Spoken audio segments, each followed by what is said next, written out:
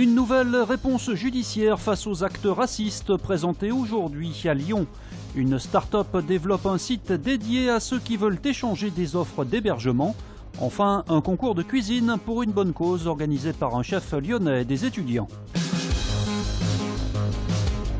Première judiciaire en Rhône-Alpes, la Cour d'appel de Lyon présentait aujourd'hui un nouveau dispositif pour sanctionner les auteurs d'actes antisémites ou racistes. Ils pourront désormais être obligés de suivre un stage de citoyenneté. Ce qu'il faut bien comprendre, c'est que ce stage de citoyenneté, c'est une sanction pénale. C'est sur la gamme des sanctions, des réponses pénales qui sont à la disposition des procureurs. Le procureur essaye une réponse plus pédagogique que répressive. Et si cette réponse fonctionne, eh bien, il n'y aura pas de poursuite devant le tribunal correctionnel, il n'y aura pas d'inscription au casier judiciaire. Et ces réponses visent les faits de petite et moyenne intensité. Ces stages d'une durée de 2 jours par groupe de 10 se feront à la prison Montluc. C'est le personnel du mémorial de la Shoah à Paris qui sera en charge du contenu pédagogique.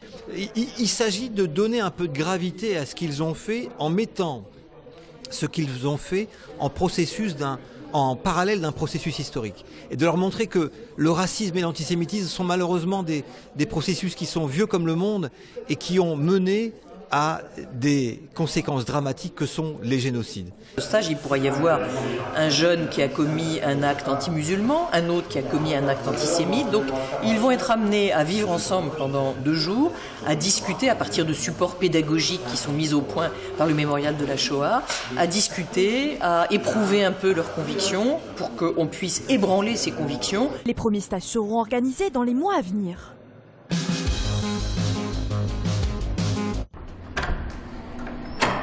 Bonsoir. Salut Tony, enchantée. Camille, vas-y, rentre. Oui.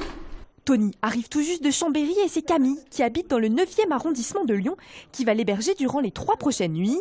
Coût du voyage, 0 €. En effet, Tony et Camille ont été mis en contact via le site Night Swapping ou échange de nuit en français. Le principe est simple, en accueillant une personne chez soi, on gagne un quota de nuit que l'on peut ensuite utiliser quand on le souhaite en allant dormir chez un autre membre du réseau. Ouais, on paye pas déjà et on échange avec la personne, on gagne des nuits en échange. Moi là, je reçois Tony pendant 4 jours et en échange, je vais recevoir 4 nuits. Et donc, je peux partir n'importe où. Donc, c'est vraiment authentique, quoi. C'est vraiment... Moi, c'est ce petit concept, en fait, qui change, qui m'a plu. Night Swapping, c'est une start-up purement lyonnaise créée en 2012 qui compte actuellement 150 000 membres dans 160 pays. Si vous hébergez quelqu'un chez vous pendant 1 semaine, vous allez gagner 7 nuits que vous pourrez ensuite utiliser chez d'autres personnes. Donc on a créé une monnaie virtuelle qui s'appelle la nuit et qui permet non seulement l'économie, mais qui permet l'authenticité puisqu'on a le côté virtuel de la monnaie. Il n'y a pas d'échange d'argent entre les membres. Donc la relation est beaucoup plus saine, authentique et conviviale.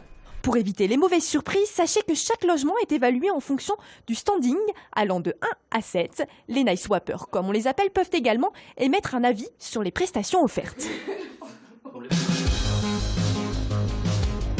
Pour la recette, c'est 1 heure de préparation. Maintenant, à vous de jouer. Bonne chance à tous. Ils sont étudiants en école de commerce à Lyon, mais c'est dans un concours de cuisine qu'ils ont choisi de s'affronter. Le but du concours, c'est de montrer l'intérêt de la cuisine auprès des étudiants. Parce que souvent, on est stéréotypé comme quoi on fait que des pâtes au beurre, ce genre de choses, etc. Donc c'est pour montrer que c'est faux. Les vainqueurs du concours seront associés au chef Bono pour réaliser un repas gala le 21 mars au profit d'Action contre la faim. On doit faire un repas pour 140 personnes et la totalité des fonds sont reversés à l'Action contre la faim. Voilà, quand vous avez des jeunes, de très jeunes qui viennent taper à la porte et qui veulent s'investir pour les plus démunis, eh bien moi ça me touche. Ces fonds qui seront récoltés vont être attribués à un projet Kazan, qui est un centre à Madagascar et qui accueille des mamans et leurs enfants qui souffrent de malnutrition aiguë modérée. Le dîner-spectacle caritatif sera organisé sous le chapiteau du cirque Imagine au Carré de Soie. L'OL veut poursuivre sur sa lancée. Les Lyonnais se déplaceront dimanche soir à Lille pour le compte de la 27e journée de Ligue 1. Après une série de 3 victoires consécutives en championnat, l'Olympique lyonnais a fait le plein de confiance, même si la prudence reste de mise. On est dans une bonne série. Maintenant, on sait que tout peut aller très vite dans un sens comme de l'autre. Donc, on a pris confiance en nous.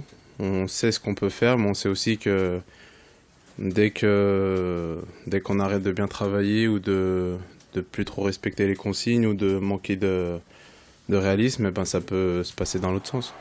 Car la rencontre de ce dimanche a tout du match piège. Face aux Lyonnais à l'efficacité offensive retrouvée, se dresseront des Lillois certes loin au classement, mais réputés solides en défense. Ce sont toujours des matchs compliqués à Lille, engagés, face à une équipe qui est bien organisée, qui a retrouvé l'efficacité depuis quelques temps, avec l'arrivée de Fred Antonetti. Donc on s'attend à un match difficile, mais comme tous les matchs à l'extérieur, parce que je l'ai déjà dit, c'est un championnat qui est tellement homogène à part Paris, que chaque match est difficile, que ce soit à Lille ou ailleurs. La prochaine étape de la remontée de l'OL, c'est donc dimanche soir face à Lille. Coup d'envoi au stade Pierre-Mauroy à 21 h.